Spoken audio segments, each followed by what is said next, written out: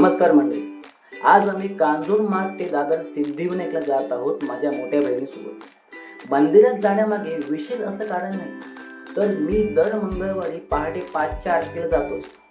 दरवेळी 4:15ची गाडी पकडून जातो, पण आज तीच गाडी 4:11ला आली। पहिल्यांदाच नवल घडते माझ्या आयुष्यात, पण आज सुद्धा आम्हाला गाडीत बसायला जागा नव्हती, तर मी आणि माझी बहीण स्टँडिंगच निघालो।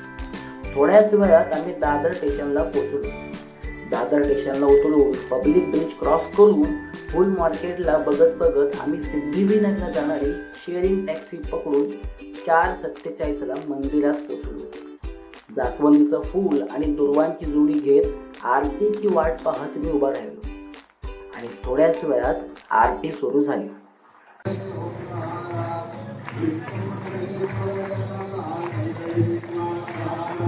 आरती झाल्यानंतर दर्शनाला रांग पुढे सरसावू लागली आणि आम्ही गाभाऱ्याजवळ येऊन पोहोचलो। मंदिराच्या आवारात फोटोग्राफी आणि व्हिडिओ शूट करायला बंदी होती, तरी मी थोडंफार शूट केलं। दर्शन होताच आम्ही कपाळाला टिक्का लावून थोडीफार शायनिंग मारत मंदिराबाहेर पडलो आणि पुन्हा आमचा प्रवास घराकडे वळाला।